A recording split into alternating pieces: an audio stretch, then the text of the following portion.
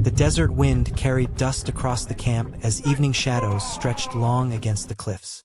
The people of the Stonewater tribe gathered in tense silence near the chief's tent, murmuring in worried tones. Their best scout, Jalen, had not returned for 3 days. The man had ventured west with his horse to trace the movements of a rival clan, but no sign of him had come back. No tracks, no messages, nothing but silence. Before we dive in, don't forget to like this video, share it with friends, and make sure you're subscribed for more incredible stories like this one. Chief Grey Wolf stood at the center, his broad frame steady though his heart was troubled. Jalen was not a man to be lost easily. His eyes read stone and sand like others read words on parchment. For him to vanish without trace meant something had gone terribly wrong. As the elders debated, a thin figure lingered at the edge of the gathering. A boy no kin to any family in the tribe. His skin was sun-browned, his clothes little more than patched scraps, his eyes sharp with a wild light. His name, if he had one, was rarely spoken. Most simply called him the Stray or the Outcast. Yet when the murmurs about Jalen grew most despairing, the boy stepped forward. Dust clung to his hair. His bare feet left faint prints in the sand. He lifted one hand and pointed toward the western cliffs. "He fell there," the boy said simply. His voice was quiet, but it carried. "The rocks broke beneath his horse. I saw him call for help. I know where he is." The murmurs stopped. The air seemed to grow heavier. No one had told the boy of Jalen's disappearance. No one had spoken of the cliffs. And yet his words cut with a certainty that shook the elders.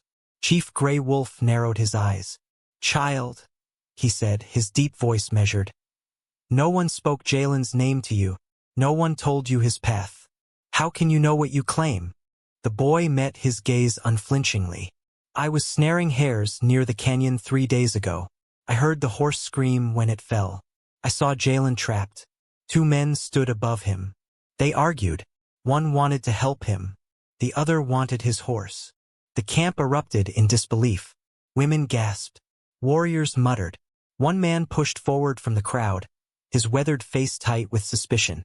Cyrus, the traitor, a man whose voice often swayed the doubtful. His limp was well known, the result of a wound in his youth, but his sharp tongue was as strong as ever. "This is folly," Cyrus snapped. "The boy is lying. He heard whispers, perhaps, and now spins a tale for food and shelter. Outcasts like him live by trickery. He should not be trusted." The boy turned his eyes toward Cyrus, and for a moment something fierce flickered there. Anger or perhaps recognition. But he said nothing, only tracing lines in the dust with his finger. Patterns curved beneath his hand, shapes that made the elders uneasy. They were not random. They were the old signs, symbols taught only to hunters and scouts. Grey Wolf felt the skin prickle at the back of his neck. The boy had no right to know those markings. "Show me," the chief said suddenly. "Show me where he fell." The boy rose, brushing dust from his knees. Without hesitation, he began walking toward the western cliffs. His thin shoulders bent into the wind, his steps sure. He did not look back to see if they followed. And so the tribe followed the outcast into the desert. The march was uneasy.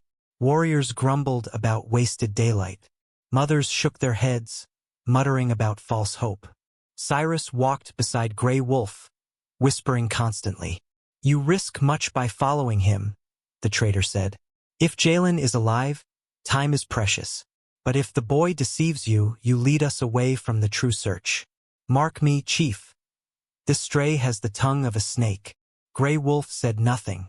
His eyes were on the boy ahead, watching how he moved. Kale, they called him sometimes, though he rarely answered to it. The boy never stumbled, never hesitated. He chose paths that avoided loose stone, winding through the canyon as if he had walked it many times before. Warriors exchanged glances. Even the most skilled among them had to slow their pace, testing the ground. But the boy's bare feet carried him with uncanny ease. Hours passed. The sun climbed, then tilted west. Doubt grew heavier with every step. Cyrus's words found ears among the warriors. "Better to turn back," one muttered. "Better to search the eastern ridges." The boy ignored them all. At last, as the cliffs opened into a narrow ledge, he stopped. He pointed ahead. "There," he said. "That is where the horse stumbled." Jalen tried to leap clear, but the stone gave way. Grey Wolf studied the ledge. Loose rock scattered its edge, disturbed as if something heavy had slid down. Faint grooves, perhaps hoofprints, marred the dust. He crouched, touching the earth. It was possible. But still he asked, "How do you know this? You said you saw it, yet you claim to be hunting elsewhere." The boy avoided his eyes. "I was near. I heard the voices. 2 men. One said no one would ever find Jalen down there. One said to take his belongings." At this, Grey Wolf's head snapped toward Cyrus. The traitor's face had gone pale. "Describe them," Cyrus demanded quickly, his voice sharp. But the boy had already begun scrambling down the slope. Loose stones clattered beneath his feet, yet he moved with the sureness of a goat. Grey Wolf followed with more care, heart thudding in his chest. The sound of rushing water grew louder. The hidden spring, few knew of it. When they rounded the last bend, Grey Wolf stopped short. Jalen lay there, unconscious beside the water, one leg trapped under a boulder. His skin was fever-hot, but his chest still rose and fell. Rough bandages wrapped his head and arm, crude but carefully tied. Someone had tended to him. The boy dropped to his knees, pressing an ear to Jalen's chest, then looked up with relief. "He lives. Barely. But he lives." Grey Wolf knelt too, staring in awe. "You did this? You tended to him?" The boy nodded, already checking Jalen's breathing again. "I brought water when the men were gone. Herbs too." Behind them, Cyrus lingered, his face unreadable. The boy looked up suddenly, eyes burning with quiet accusation. "You were one of them," he said softly.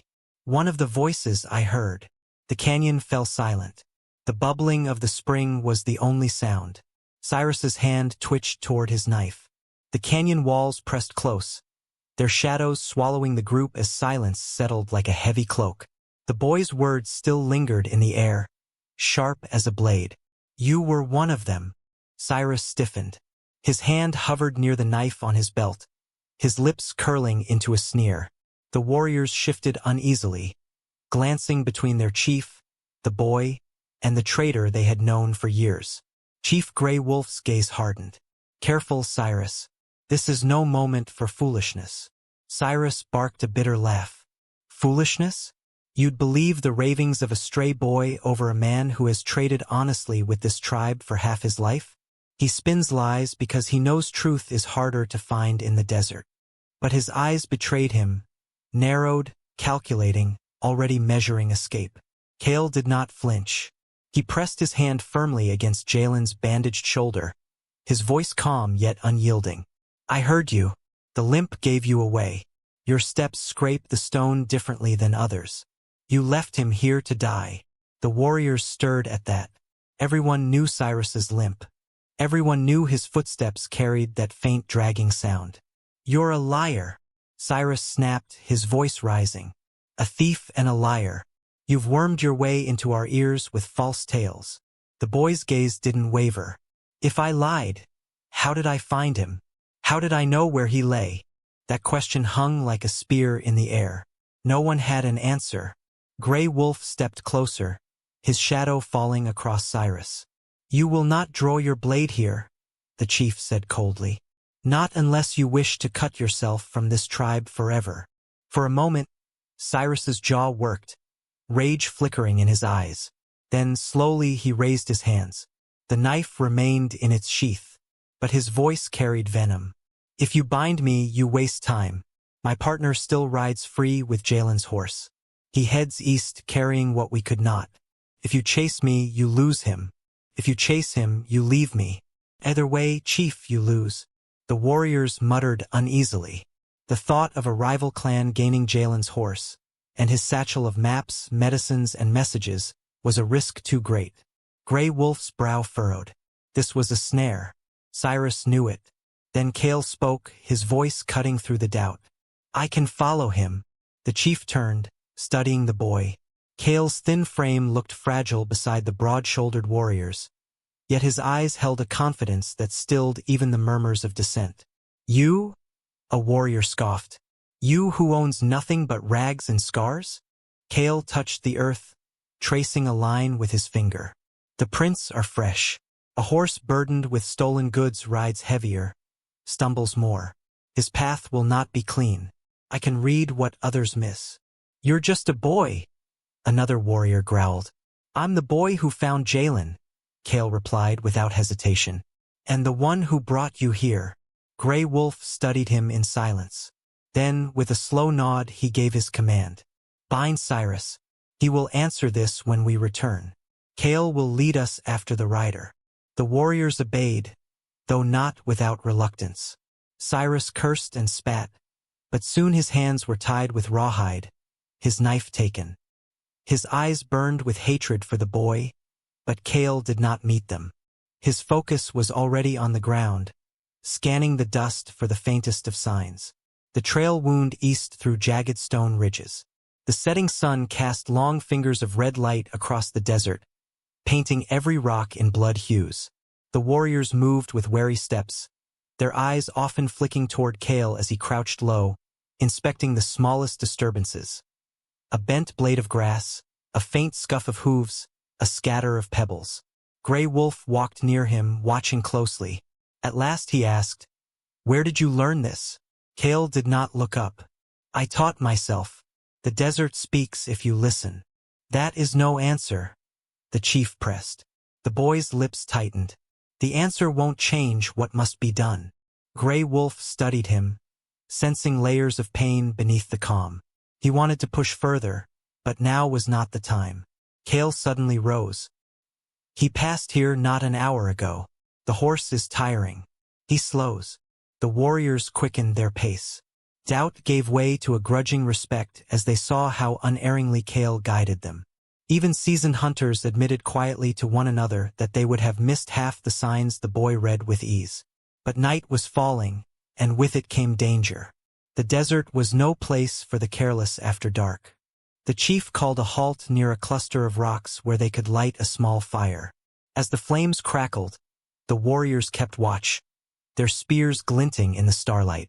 Cyrus sat bound at the edge of the camp, his glare fixed on Kale. "You think this tribe will ever make room for you?" Cyrus hissed when no one else was listening. "You'll always be an outsider. They'll use you now, then cast you aside." Kale ignored him, tending to Jalen, who still drifted in fevered sleep. He ground herbs into a poultice and placed it gently on the scout's brow. "You left him?" Kale whispered, more to himself than to Cyrus. "I will not." At dawn, the chase resumed. The sky burned orange, the desert awakening with a low hum of heat. Kale moved faster now, urgency in every step. The trail led them into narrow ravines, where echoes twisted and every shadow seemed alive. Then he stopped, raising his hand. "Quiet!" The warriors froze. Kale crouched low, pointing to the ground. Hoofprints clustered here, but strangely, too many in one place circling. He touched the rock face and frowned. "He waits," the boy said softly. "He knows we follow. He hides among the stones with a rifle." A ripple of unease ran through the warriors. "Ambush." Grey Wolf's eyes narrowed. "How can you be certain?" Kale pointed to a rock above. A faint scrape, as if metal had brushed stone. And there, a fragment of tobacco leaf freshly dropped. The boy's eyes gleamed with certainty. "He watches the trail. If we pass through, he will shoot. But there is another way." He gestured toward a treacherous path along the cliffside, jagged and narrow. "It leads above him. Dangerous, but it will put us behind him. If we move silently, we can surround him." The chief weighed the risk. To walk openly meant death. To take the boy's path meant trust. He nodded once. "We follow Kale." And so they climbed. The path was sharp, cutting into their sandals, the drop below dizzying. Dust slipped from under their feet, but Kale moved ahead like a shadow, every step placed with precision. The warriors followed, breath tight in their throats. When they reached the high ridge, the enemy camp lay below. The stolen horse stood tied to a post, stamping nervously. And there, crouched with a rifle across his knees, was the thief Cyrus's partner. His eyes scanned the trail below, never suspecting death crept from above. Cale's heart pounded. He slipped down silently, closer, closer. His hand reached into the saddlebags, where another rifle lay hidden. He lifted it, heavier than anything he had held before, yet his grip was steady. The thief shifted, frowning as if sensing something amiss. Cale rose, rifle in hand. His voice was steady. "Step away from the horse." The thief jerked around, startled. His eyes widened at the sight of a boy, ragged and fierce, aiming a weapon at him with deadly calm. "You?" The thief spat. "A child dares." Cale's finger tightened on the trigger. His voice was low, certain. "I've hunted alone my whole life. I don't miss it."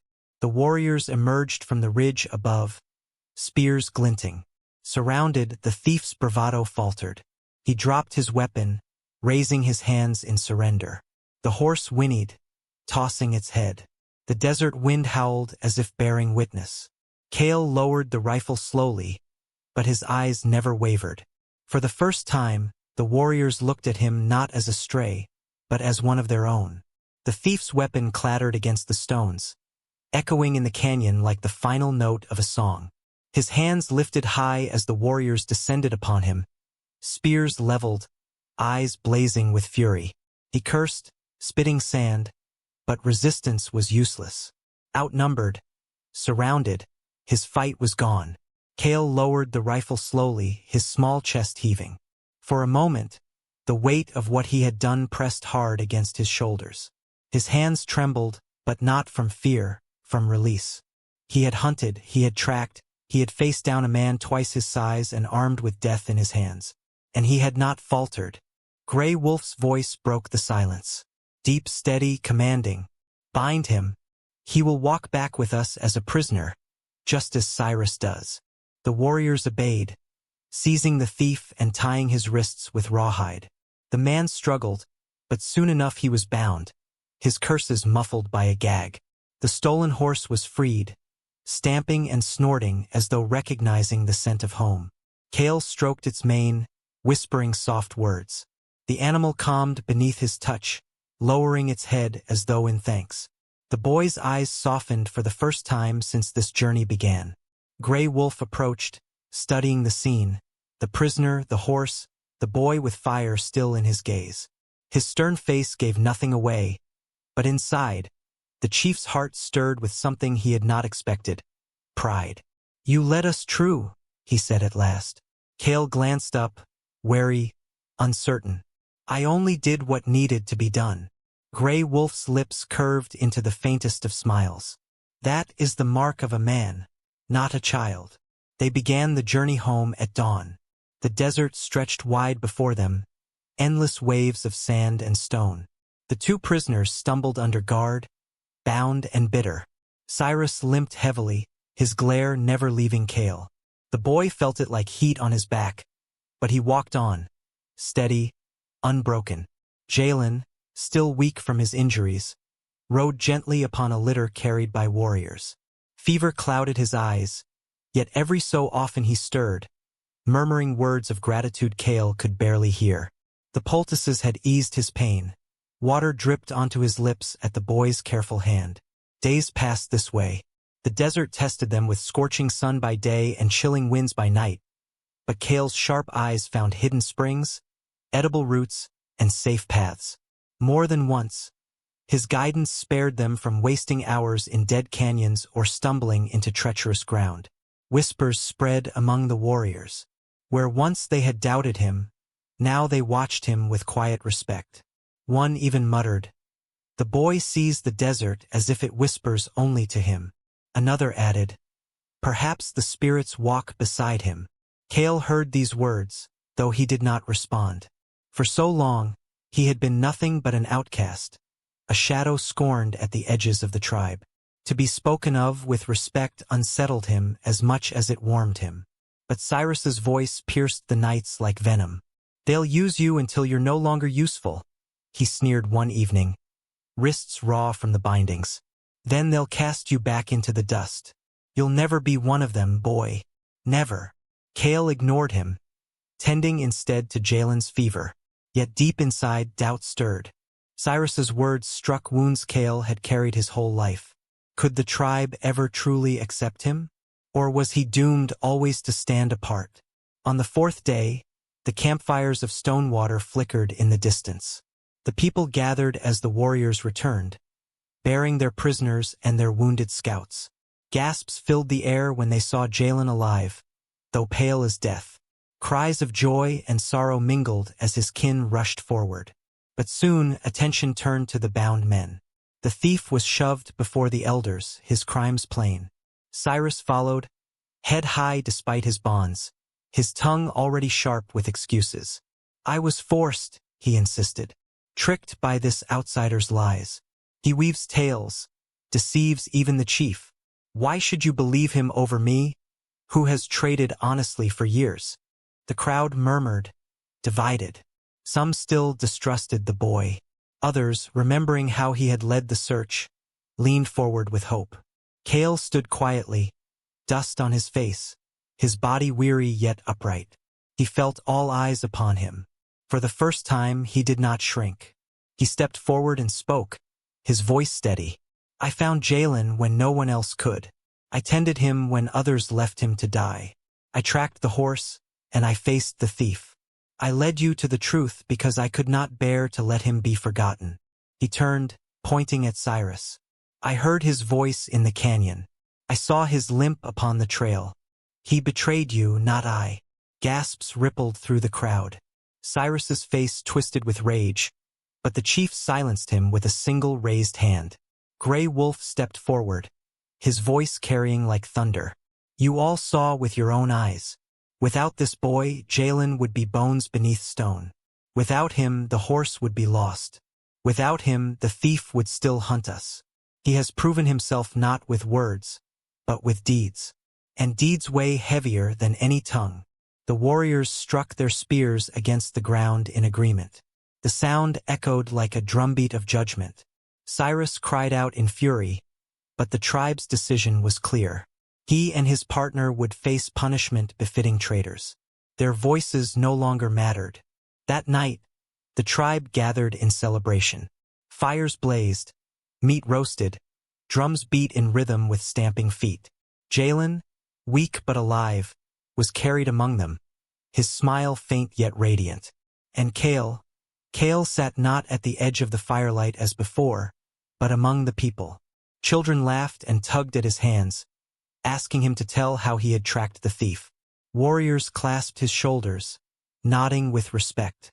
Women brought him food, pressing bowls into his hands as though he were a son returning from a long absence. Yet still Kale sat quietly, unsure. This warmth was foreign, a dream he feared might vanish. Then Gray Wolf rose. His shadow loomed tall against the fire as he raised his hands for silence. The drums quieted, the voices stilled. This boy, he said, pointing to Kale, came to us as an outcast, alone, unwanted, unclaimed.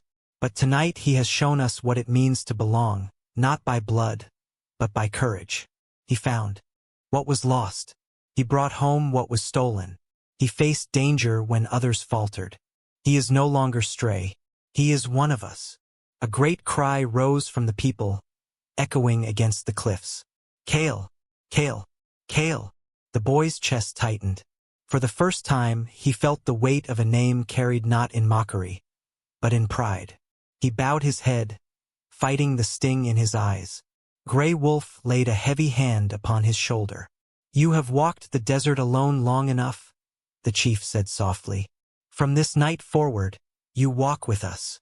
And so the outcast became a son of the Stonewater tribe. Later, as the fire burned low and the stars wheeled overhead, Kale sat apart for a moment, staring into the flames. He thought of the desert nights when he had slept alone, with only the wind for company. He thought of hunger, of fear, of endless wandering. All of it had led here to belonging, to family, to a place where his name was spoken with honor. Cyrus's words would echo in his memory for years. But tonight they held no power. Tonight, Kale was not an outcast. Tonight, he was home. Thank you for watching. I hope you enjoyed that story. Please share it with your friends and subscribe so that you do not miss out on the next one.